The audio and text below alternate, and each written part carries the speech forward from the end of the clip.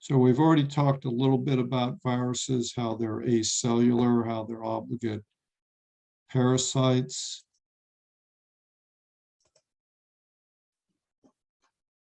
Let me just move this around a little.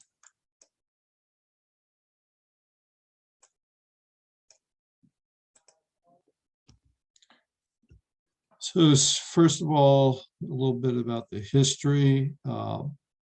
Louis Pasteur developed the first vaccine for rabies. He coined the term virus, which is a Latin word for poison. Ivan Ski and Bergernik discovered that tobacco disease was caused by a virus. Loeffler and Frosch discovered foot and mouth disease was also caused by viruses. What they noticed is you could take infectious fluids, pass them through a porcelain filter that had been designed to trap bacteria. So this cell-free liquid afterwards was still infectious. That proved that there was an agent smaller than bacteria that was causing the disease. So remember back then, they didn't have electron microscopes. They didn't even have fluorescent microscopes. So there was no way they could actually see a virus. They just had to postulate its existence based on what they saw. So we don't think of viruses as living organisms, rather as infectious particles. They are either active or inactive, rather than alive or dead. They are obligate intracellular parasites. They cannot multiply unless they invade a specific host cell. They must instruct the genetic and metabolic machinery of the host cell to make and release new viruses. They are not cells. They are obligate parasites of bacteria, protozoan, fungi, algae, plants, and animals, including us. They do not independently fulfill the characteristics of life. They are inactive macromolecules outside the host and only active when they invade a host cell. The basic structure of a virus is its genetic material surrounded by a protein shell. They are ubiquitous in nature. They are everywhere. They have a major impact on the development of biological life. Their ultra microscopic size ranges from about 20 nanometers to 100 nanometers. Also, their genetic material can be DNA or RNA, but it's never both. Their genetic material can be double-stranded, it can be single-stranded DNA, or it can be single-stranded RNA or double-stranded RNA. On their surface, they have molecules that determine the specificity for their attachment to a host cell. They multiply by taking control of a host cell's genetic material and regulating the synthesis of new viruses. They lack enzymes for most metabolic processes, and they lack the machinery for synthesizing proteins. They do not have a cytoplasm. They don't have glycolysis, which is one of the most fundamental metabolic pathways. Typical sizes, we see some very small viruses down here to the right, some of the larger ones, Pandrovirus, comparing them to bacterial cells. Rickettsia, it's a very small bacterial cell, actually a little smaller than some of these viruses, but most viruses are much smaller than even bacterial cells, which are very small.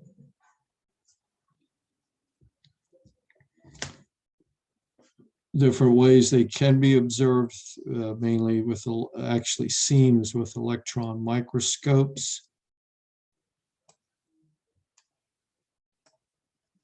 These are several different kinds of viruses.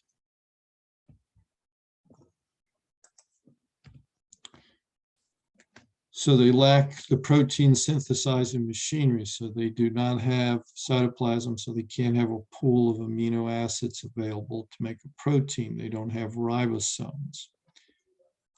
The only thing they need to invade a cell is some type of external coating in a core that has their genetic material. The capsid surrounds their nucleic acid, whether it's DNA or RNA. The nucleic acid in the capsid, which is made of proteins, is called a nucleocapsid, and they stay together. Some viruses, not all of them, have an envelope. The envelope is a phospholipid bilayer that they take from the host cell after they've either killed it or when they bud out of a host cell. They usually modify the host cell membrane by putting viral proteins into it. Some viruses are only made up of the nucleocapsid, and we call those naked viruses. They are non-enveloped. They can have spikes found on both the naked and the envelope virus. They project outward and allow the virus to dock with host cells. The virion is a fully formed virus that is able to establish an infection. These are just comparisons of a virus that's a naked virus. It just has this protein capsid with the genetic material on the inside. This envelope virus also has the protein capsid, also has the genetic material, but it has a cell membrane that it's taken from the host. It's called an envelope on a virus. And the virus puts its own proteins into the envelope that enables it to attach to host cells. That protein capsid is made up of capsomeres. These are identical protein subunits that spontaneously self-assemble to form the capsid. Some capsids are helical, rod-shaped capsomeres that form a continuous helix around the nucleic acid. Some have a more icosahedral shape. This is a three-dimensional with 20-sided figure with 12 evenly spaced corners.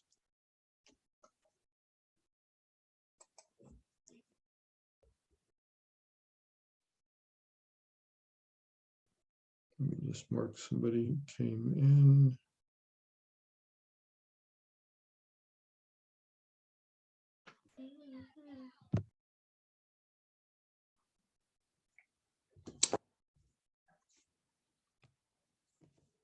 So this is some examples of different shapes.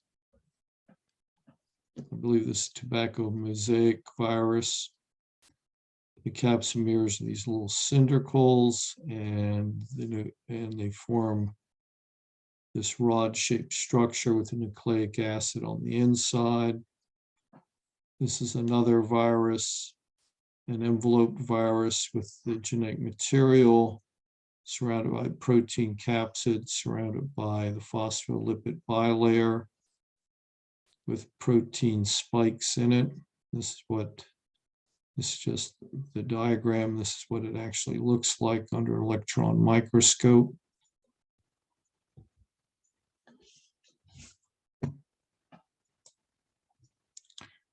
These are icosahedrals. Adenovirus is a non-envelope virus. It could cause some flu-like symptoms. It's also used in DNA technology to get recombinant DNA into a cell.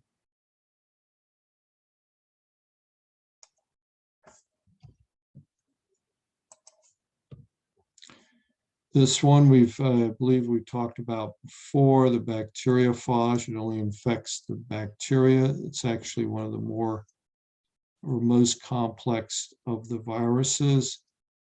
It has a head region with a nucleic acid, collar, a sheath, some tail pins to attach, some tail fibers, and it basically injects its genetic material through this into the bacterial cell.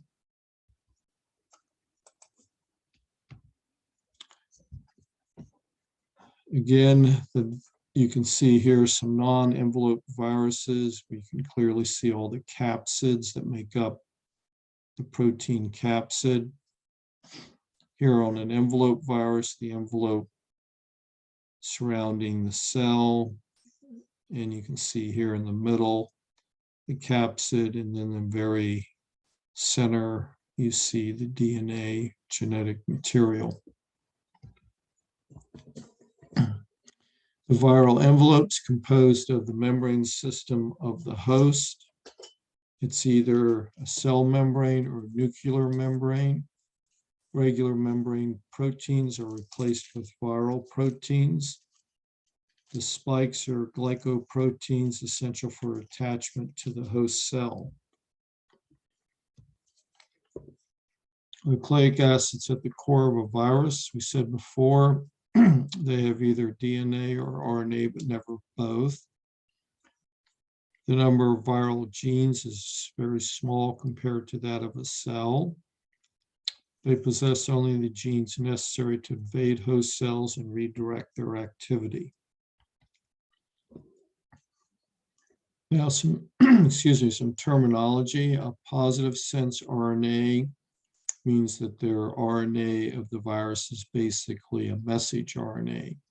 So that means it can readily attach to the host cell's ribosomes and start making proteins. Some viruses have a negative sense RNA, so they have to use the negative sense RNA to make the positive sense. Then they can start making proteins.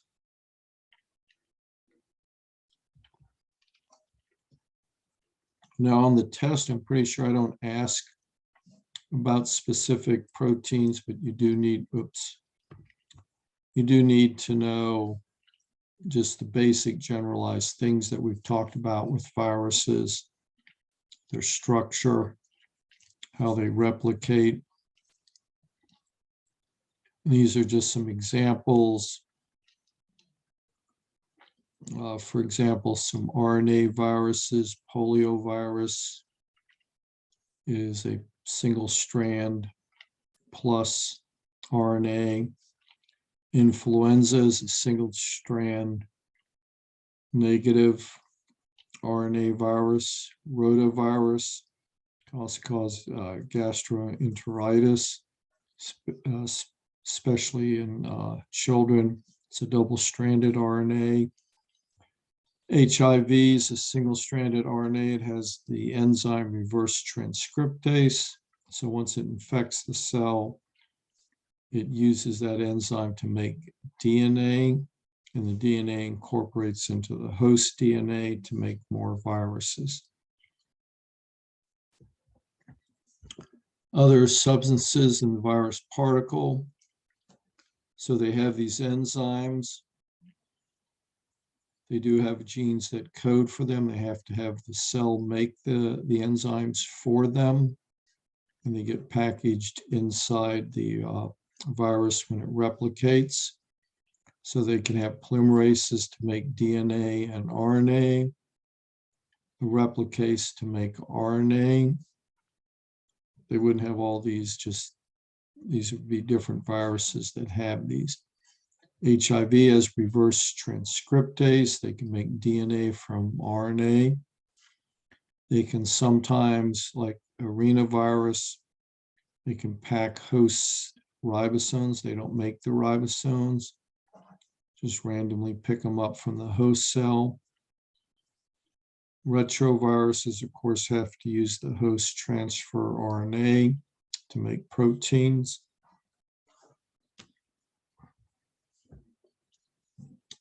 Is it true or false viruses can be seen with a light microscope?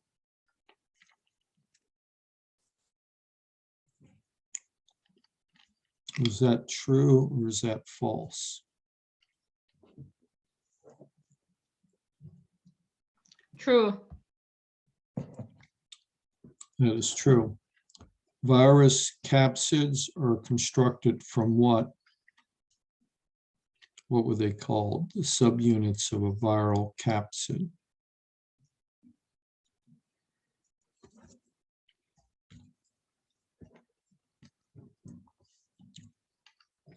They were called capsomeres. We mentioned the icosal shape of a virus, helical, and some are even more complex, like the bacteriophage. What are some of the unique forms of virus nucleic acid that you wouldn't see like in a bacteria or a eukaryotic cell?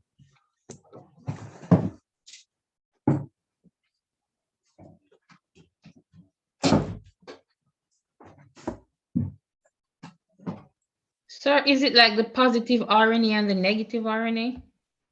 Right. So negative RNA is not something you would see as the genetic material. In a eukaryote or a bacteria, you wouldn't see plus RNA as the genetic material. They also have double-stranded RNA, which we don't have. You would not see the genetic material being double-stranded RNA. For eukaryotes, for bacteria, it's only, the genetic material is only DNA. Classification of viruses. There's animal, plant, or bacterial viruses.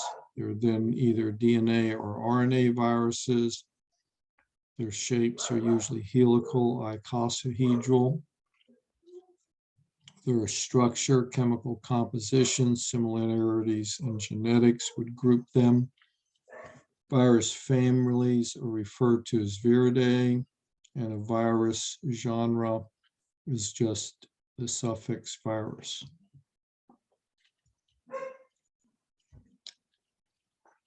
So these are just examples. Viruses, what their host cell is, what species, their genus, what their family. So the herpes viruses, there's herpes simplex, herpes 2. There's one that affects salmon. Herpes. Rabies can infect a number of different animals. Measles virus is part of the genus Morbillivirus. Paramyxoviridae is the family. There's a number of viruses that are in this Filoviridae, such as Ebola and the other viruses.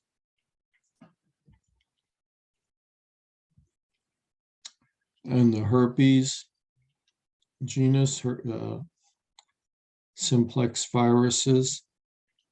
There's herpes 1, 2, the one that causes the Zoster virus that causes chickenpox, and the human cytomegaloviruses. These are all part of this family. Adenoviruses, sort of flu-like symptoms. The pilomaviruses cause warts.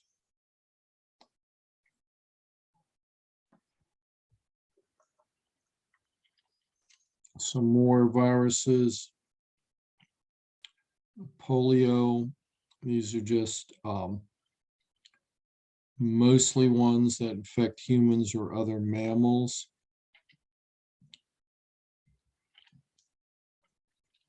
I don't believe I have any of these actual specific viruses on the test. You'd be asked more questions about DNA, RNA viruses, general replication, life cycle.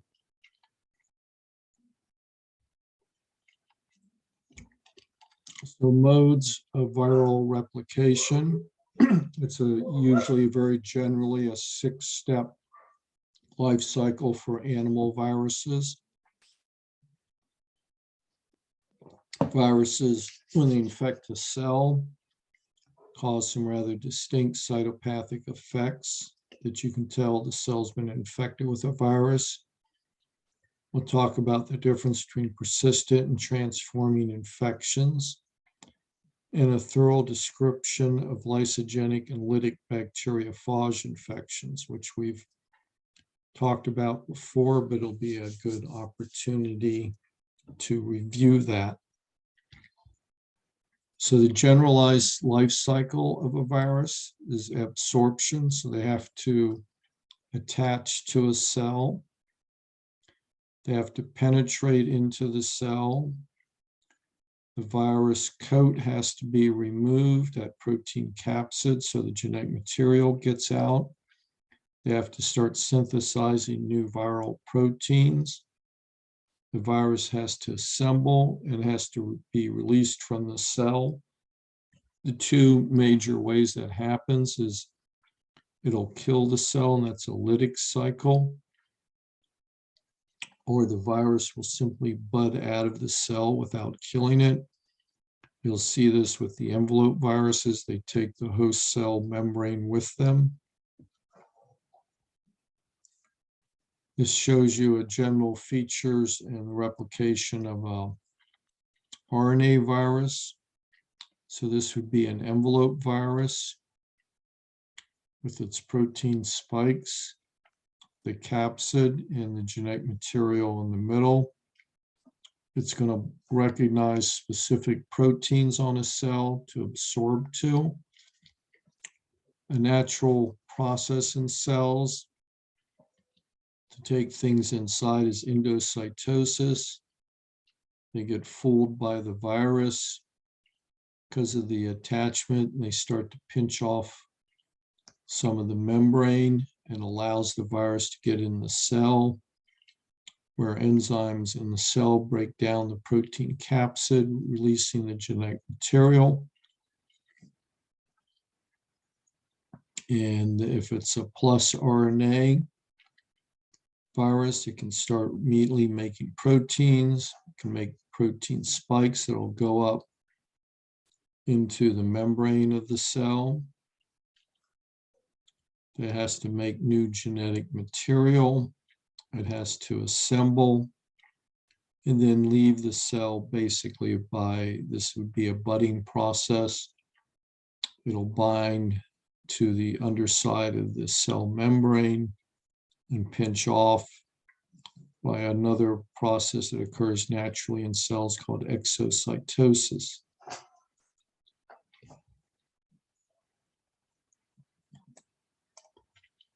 Oops. This is a DNA example of a viral DNA entering a cell.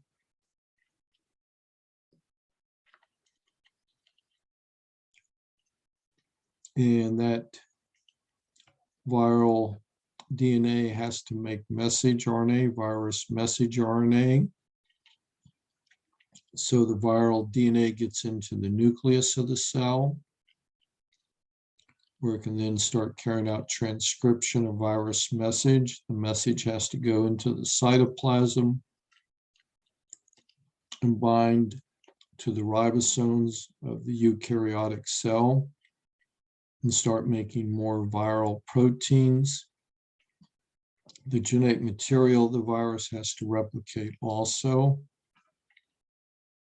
Some of the proteins have to come back into the cell and assemble the capsid with the genetic material in it. It has to leave the nucleus and eventually leave the cell. So this first step, absorption, begins when the virus encounters a susceptible host and absorbs specifically to receptors. So for example, the COVID has 3 different protein in its on its envelope, and it binds to something called an ACE receptor involved in regulating blood pressure, which is widely distributed in the body, which is why the COVID infection is potentially so serious. So the difference between adsorb is to attach and AB is to soak in. So we're talking about adsorption. And I hope I've been saying that. Attaches to the surface of the cell. The host range of a virus can invade its host only through making an exact fit with a specific host molecule. This restricted range, for example, some have hepatitis B only infects liver cells. Some have a moderately restrictive range. Poliovirus infects the intestine and the nerve cells of primates. Some have a broad host range. Rabies virus infects various cells of all mammals. The next step is penetrating and uncoating of the animal virus. I said before, a natural process in cells is endocytosis, to take things into the cell. So the virus basically fools the cell into carrying out the endocytosis. Inside the cell, enzymes break down the capsid in the envelope, releasing the genetic material.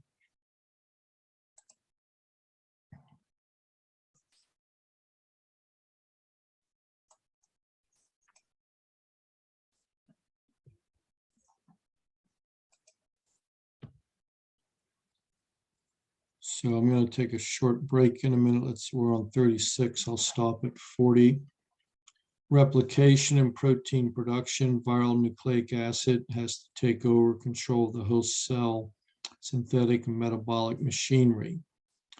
Mechanisms vary depending on whether the virus is a DNA or an RNA viruses. In general terms, RNA viruses replicate in the cytoplasm, but DNA viruses have to replicate in the nucleus of the cell.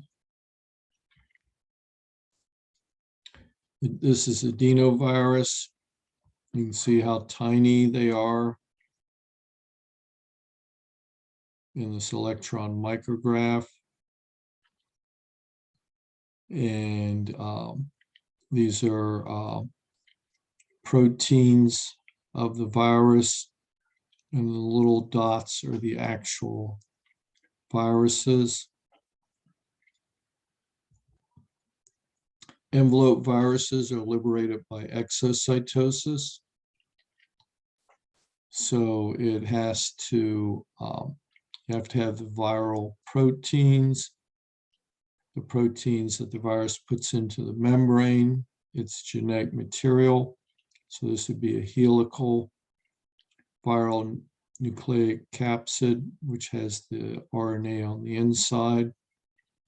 It binds here, and this whole thing buds off for a new virus particle. This is an actual picture. Some viruses budding off. In this case, in budding, viruses are shed gradually without destruction of the cell. Okay, let's take about a 5-minute break. Well, let's say we'll come back at a quarter of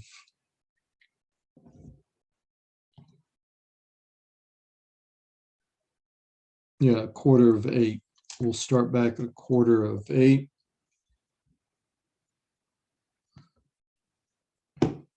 Okay.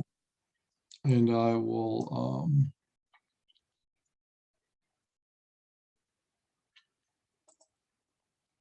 I can actually double check the roll while you're on a break.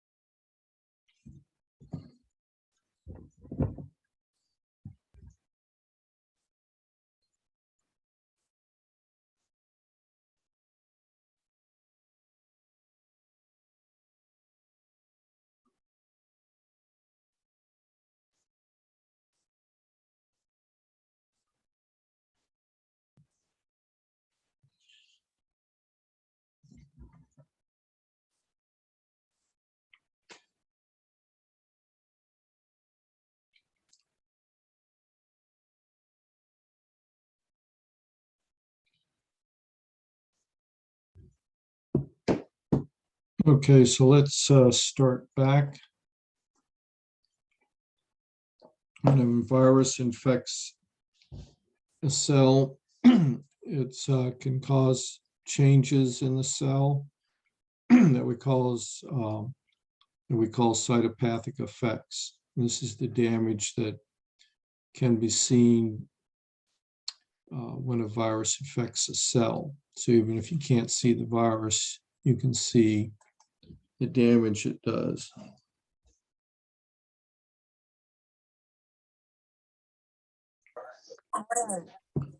The virus-induced damage to the cell alters its appearance. Cells can become disoriented. They can undergo major changes in shape or size.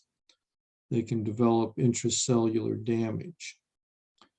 You can have something called inclusion bodies, which are compact masses of viruses or damaged cells, organelles in the nucleus or in the cytoplasm. Syncyte, singular, or syncytium, is a fusion of multiple cells into single large cells containing multiple nuclei. This is actually a virus that causes that, sometimes used in DNA technology.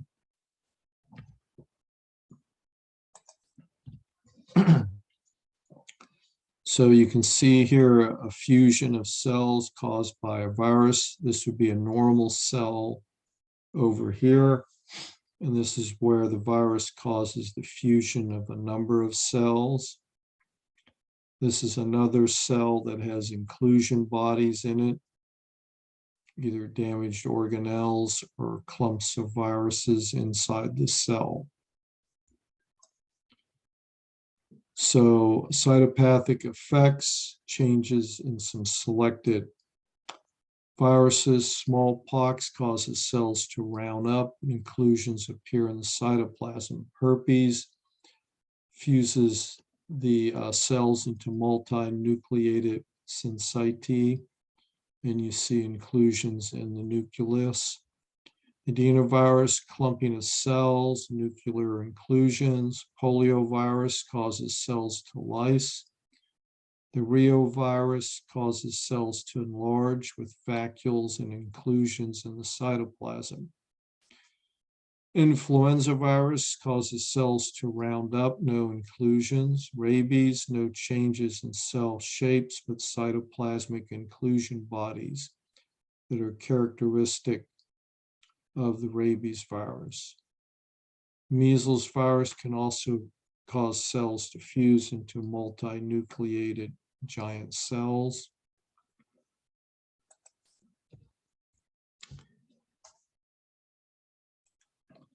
Now, persistent infections. Sometimes you get the virus infection and you get over it.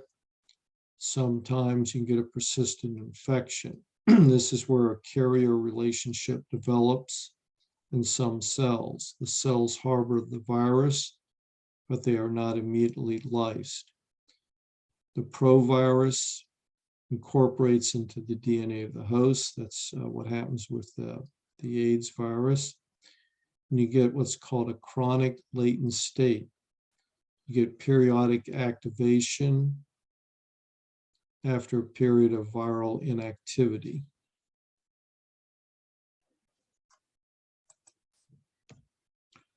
Oncoviruses, some viruses can cause cancer. Experts estimate that up to 13% of human cancers are caused by viruses. What the virus does is it transforms the cell. The virus carries genes that can directly cause cancer, or the virus can produce proteins that result in a loss of growth regulation in a cell. So retroviruses, the viral oncogenes can incorporate into the host DNA and produce proteins that lead to uncontrolled cell growth. Other retroviruses, the viral genes affect the expression of host oncogenes. These are genes that you have in your DNA, and that leads to uncontrolled cell growth.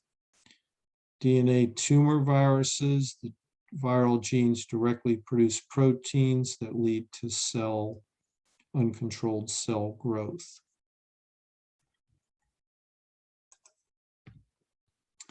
Bacteriophage was discovered in 1915 by Frederick Torp and Felix, I don't know how to say the last name, and they parasitize every known bacterial species, can be infected by bacteriophages.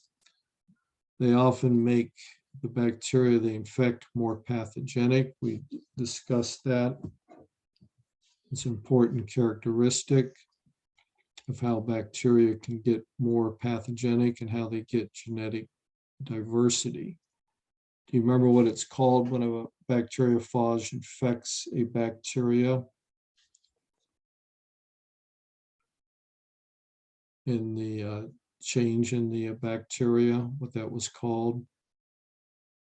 There were three ways that bacteria can get genetic diversity. One was transformation, which a piece of DNA gets incorporated into a competent host cell.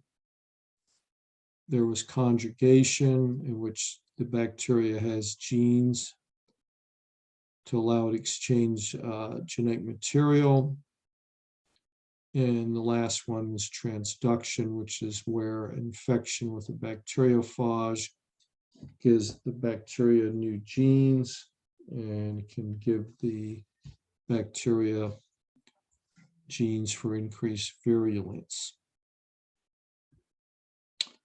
So the T-mutant bacteriophage infects E. coli, T2, and T4. They are the most widely studied. They go through similar stages as an animal virus, so they have to attach. They have to get their genetic material into the cell. So instead of the whole virus coming into the cell, they just get their genetic material into the cell.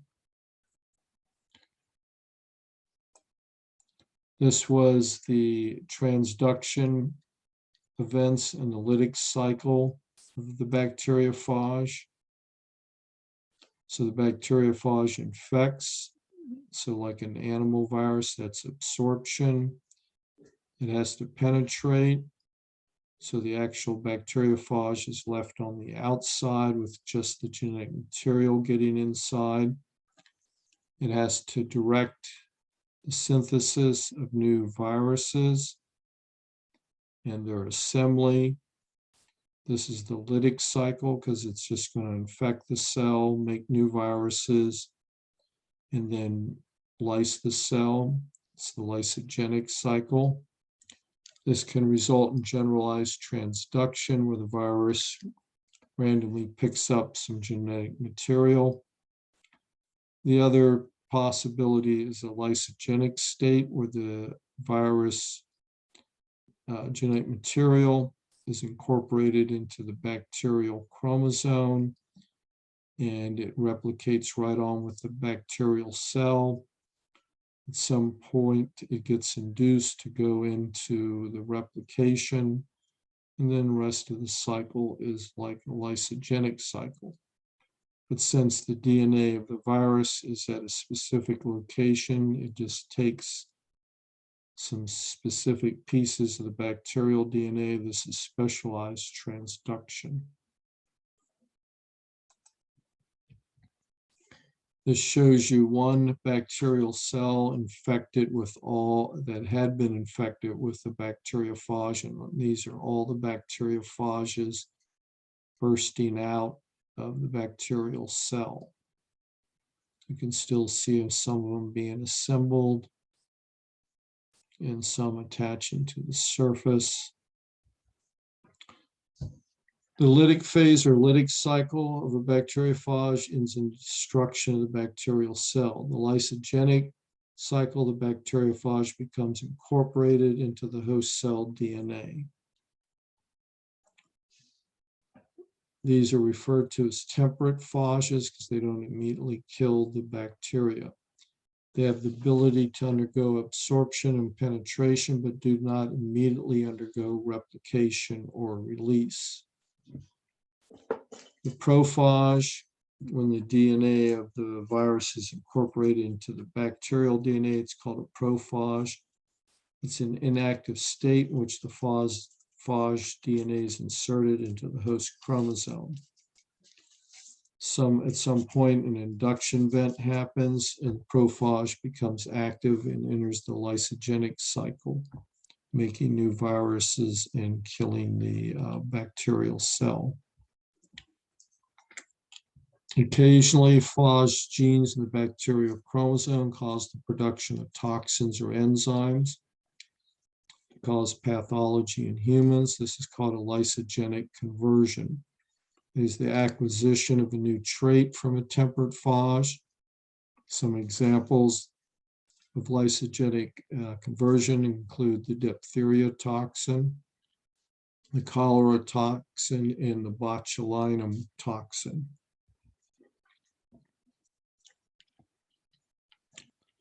So these are just comparisons of a bacteriophage and an animal virus. So the bacteriophage, precise attachment to the cell wall of the bacteria. Animal virus, attachment of capsid or the envelope to cell surface receptors. Penetration, injection, the bacteriophage injects its genetic material, no uncoating occurs of the virus proteins, whereas an animal virus is engulfed, uncoated, and the virus surface fuses with the cell membrane. Synthesis and assembly occurs in the cytoplasm for bacteriophage. Remember, bacteria do not have a nucleus. Animal viruses assembly can occur in the cytoplasm or the nucleus. In both instances, they eventually shut down the host synthesis. The viral DNA or RNA is replicated and begins to function. Viral components are synthesized in both instances. Bacteriophage can cause lysogeny. Animal viruses, latency or chronic infection, and in some instances, cancer. Cells lyse when the viral enzymes weaken it. Animal viruses, some cells lyse. Envelope viruses can bud off the host cell membrane. That's where they get their envelope from. In a bacteriophage infection, it is either immediate or delayed, and this can be true of an animal virus.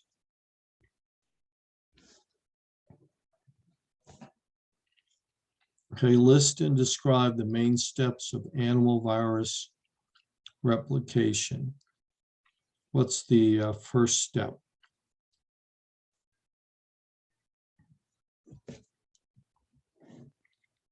It's absorption, where the virus has proteins either in the capsid or the envelope that attach to proteins in the cell membrane. At least part of the virus has to get inside the cell where it's uncoated and the genetic material is released.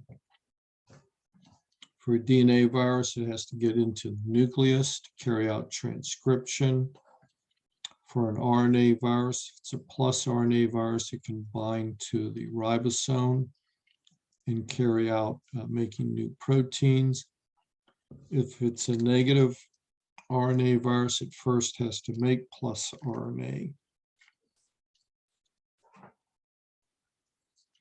Viruses that infect animal cells can never infect human cells. Is that true or false?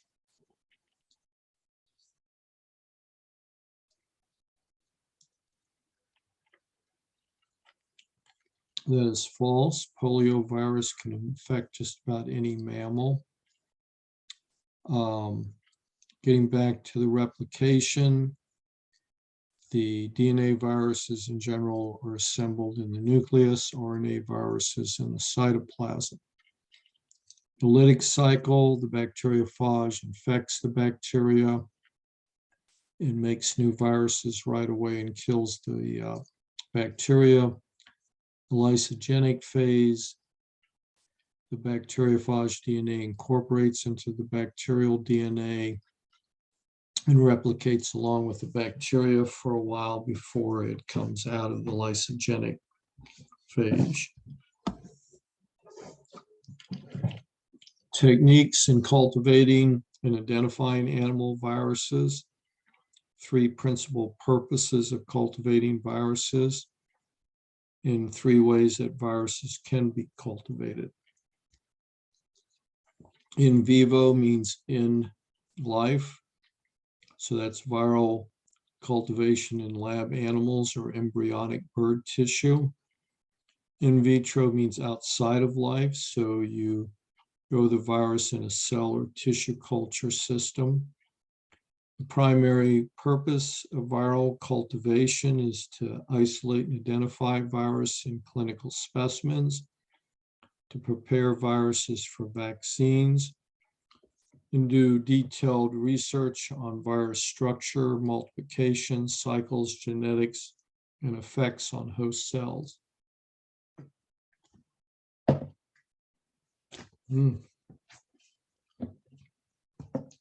Capsules. Specifically bred strains of animals used for animal cultivation of viruses are white mice, rats, hamsters, guinea pigs, and rabbits. Sites to inject viruses include the brain, blood, muscle, body cavity, skin, and foot pads of animals. Chicken embryos and otherwise eggs actually offer an ideal place to cultivate viruses. The embryonic development occurs in a protective shell. It's intact, self-supporting unit with its own sterile environment and nutrients. It furnishes several embryonic tissues that support viral multiplication. So there's different parts of the egg that viruses can be cultivated in, either directly in the embryo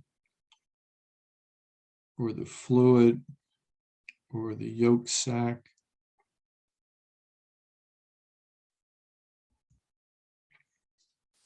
Cell cultivation or tissue cultivation is an in vitro virus system.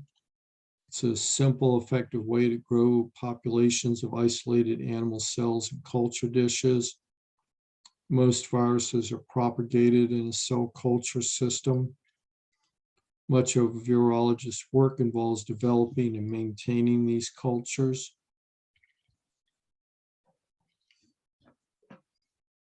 So these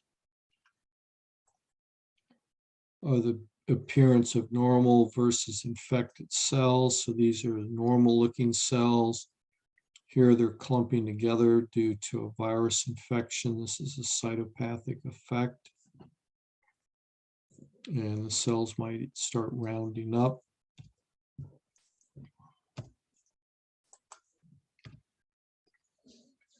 Freshly isolated animal tissues placed in a growth media. Cells undergo mitotic division, producing a monolayer on the surface. So what the monolayer means is these cells will attach to the surface of the petri dish. They will keep going until they come into contact with each other and then stop. But if they've been infected by a virus, they can start piling on top of themselves and they can keep growing. But a normal culture will just make a monolayer. They won't clump up. They won't grow on top of each other. But this is something you also see with cancer cells. They will clump up and pile up on top of each other. The primary culture has characteristics of the original tissue from which they were derived. Continuous cell cultures, over time, if you keep growing the cell culture and subculture in it, you can wind up with altered chromosome numbers. They can grow rapidly. They can show changes in morphology. They can be continuously cultured if they're given fresh nutrient media. But I found with some cells that you take and grow in a culture, they might only replicate for a few generations. Detecting viral growth in culture. You have degeneration and lysis of infected cells. You can get plaques. These are clear defined patches in the cell sheet. Macroscopic manifestation of cytopathic effects. Develops when viruses are released from infected cells, radiate out to surrounding cells and infect them. Infection spreads gradually and symmetrically from the original point of the infection.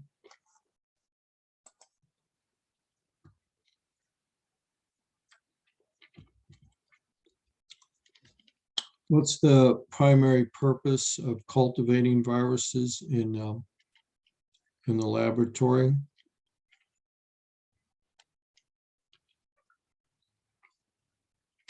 Well, there's several reasons to observe their effects, but also to make vaccines. The influenza virus has traditionally been cultured in what condition?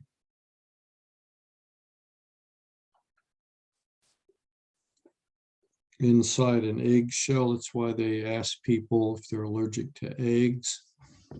We're probably going to move away from that. I would think that it's quite possible the predominant vaccine is going to be messenger RNA vaccines in the future. The difference between a primary and continuous cell line. The primary cell line is when you directly take the cells out of a tissue and start growing it. And a continuous cell line is when you keep propagating it. The term plaques is only used to describe the effects of a bacteriophage on a cell culture.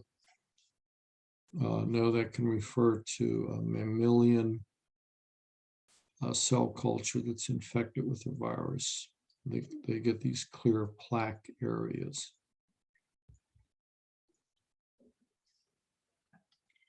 And we'll talk about three non-cellular infectious agents besides viruses. There's a disease called spongiform encephalopathy. It's implicated in chronic persistent disease in humans and in animals. Brain tissue removed from affected animals resembles a sponge. This is caused by an abnormal protein that somehow can be transmitted. It is not a virus. It is not a bacteria. And these infectious proteins are called prions. They're a common feature of the spongiform encephalopathy. They have these distinct protein fibrils deposited in brain tissue of infected animals. A non-cellular infectious agent is Creutzfeldt-Jakob disease, afflicts the central nervous system of humans, causes a gradual degeneration and death.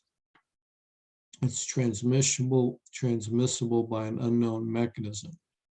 Several animals are victims of similar disease: scabies, sheep, mink elk, and bovine spongiform encephalopathy.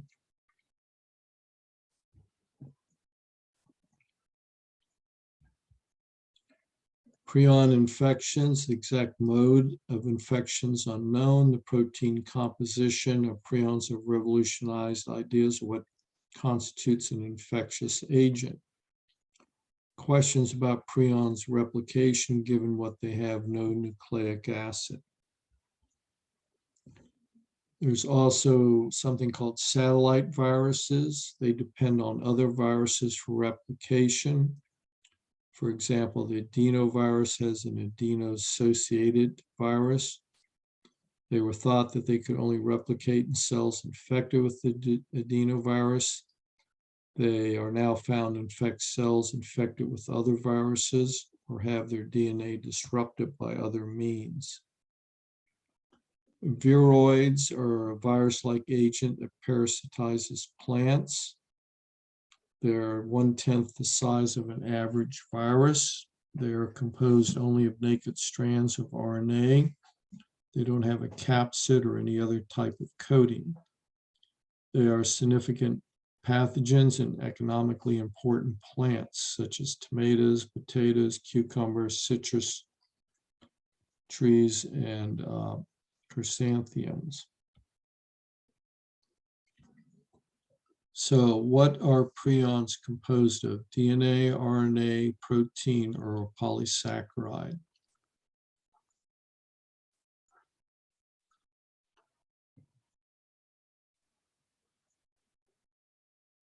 Prions are composed of just protein.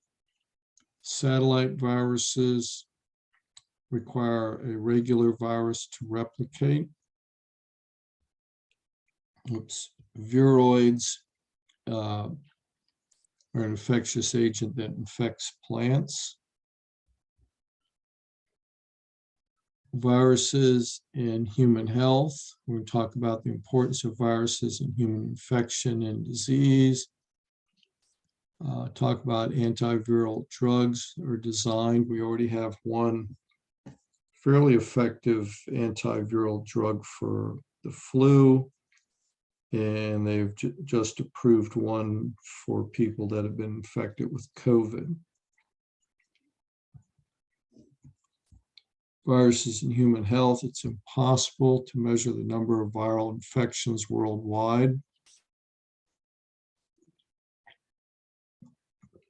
Most common cause of acute infections that do not require hospitalization: colds, chickenpox, influenza, or herpes and warts. There are some viral infections that only occur in certain regions, such as dengue fever, Rift Valley fever, and yellow fever. Viruses in human health. Some viruses have very high mortality, such as rabies and Ebola. Other viral infections can lead to long-term disability, such as polio and neonatal rubella. Viruses can mutate at a rapid rate. We've certainly seen that with COVID. We've gone through a number of permutations of the COVID virus. It's difficult to design therapies against viruses. Scientists focus on vaccines against viruses since so few antiviral drugs are available. Though with the help of DNA technology, we seem to be more able to develop antiviral drugs to treat people. One treatment is interferon, which is a molecule that humans make that blocks virus replications. We can use DNA technology to make interferon, and we've had some success in preventing and treating viral infections with interferon.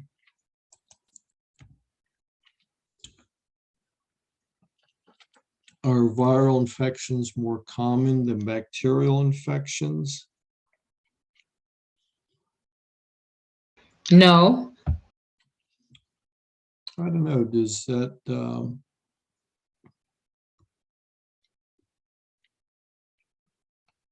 I think it's hard to determine, but it seems that it's more common to get a virus infection than a bacteria. a lot of them are fairly mild, whereas if you get a bacteria infection, you almost always have to have an antibiotic treatment. True or false, viral mutation rates are low and viruses are easy to track in a population. Well, actually, viruses can mutate rather readily. They're not always easy to track in a population because you could have people that are asymptomatic. Doctors and scientists most often rely on blank to treat virus infections. Do you use antibiotics to treat viral infections?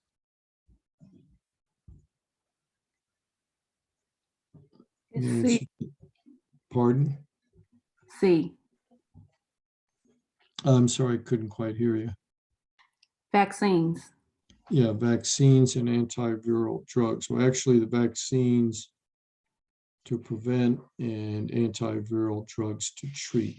That was both in the question. That's correct. But antibiotics don't work against virus infections. Okay, so this was a short one. I don't know if I mentioned it before, these appendices at the end of the PowerPoints. I'd recommend at least reading through them once. They have some more detailed information. Might help with your understanding and help studying for the test.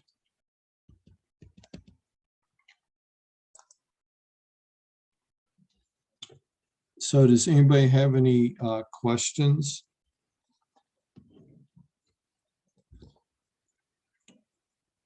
Let me ask if a couple people here is Donash, is Shana Donasco here?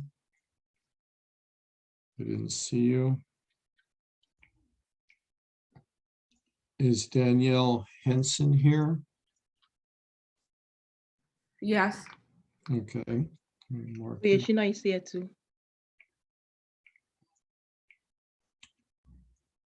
Octavia Lake, I do not see you here. No, sorry, I do not see you.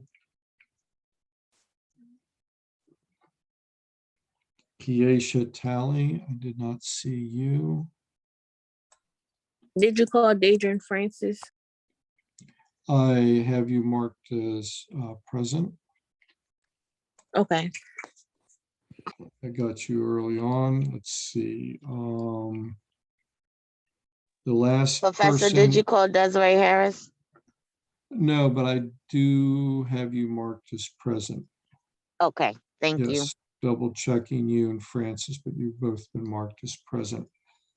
Is Charlotte here? I don't see you on the list. Oh, Charlotte, I do see you here. Let me mark you as present.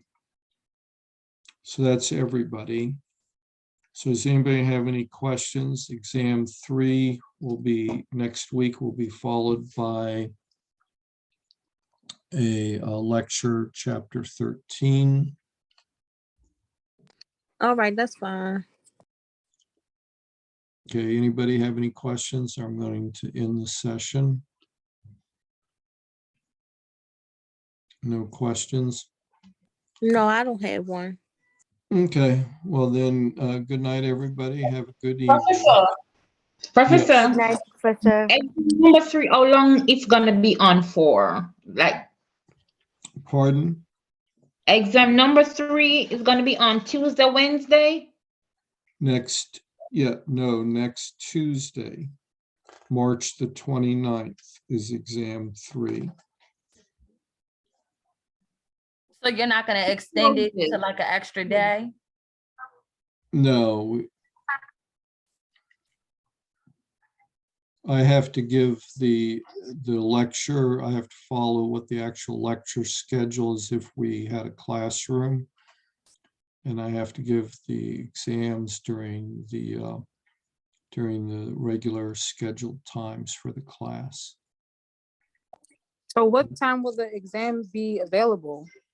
It will be like the first 2 exams, I'll give you about 24 hours. starting next Tuesday into Wednesday to take the exam.